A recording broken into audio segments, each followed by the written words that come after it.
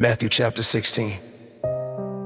One day the Pharisees and Sadducees came to test Jesus, demanding that he show them a miraculous sign from heaven to prove his authority. He replied, "You know the saying, red sky at night means fair weather tomorrow. Red sky in the morning means foul weather all day. You know how to interpret the weather signs in the sky, but you don't know how to interpret the signs of the times.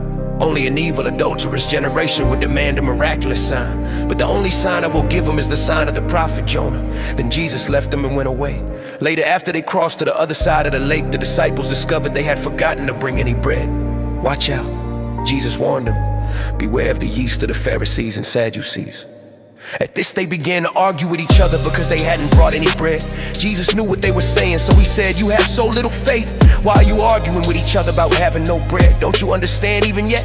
Don't you remember the 5,000 I fed with 5 loaves and the baskets of leftovers you picked up?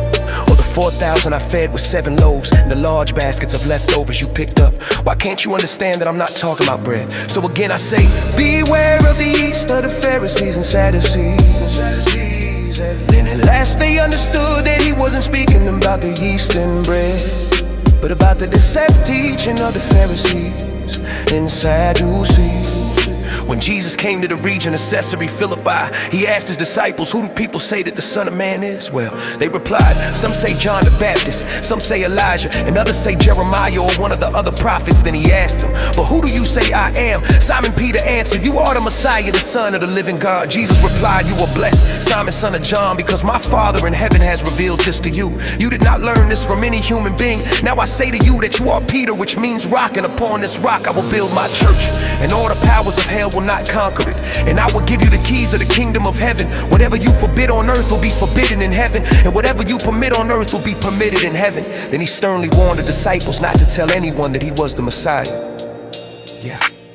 From then on, Jesus began to tell his disciples plainly that it was necessary for him to go to Jerusalem, and that he would suffer many terrible things at the hands of the elders, the leading priests, and the teachers of religious law. He would be killed, but on the 3rd day he would be raised from the dead. But Peter took him aside and began to reprimand him for saying such things. "Heaven forbid, Lord." He said, "This will never happen to you."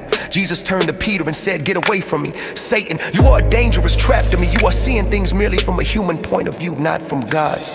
Then Jesus said to his disciples, "If any of you wants to be my follower, you must give up your own way, take up your cross and follow me.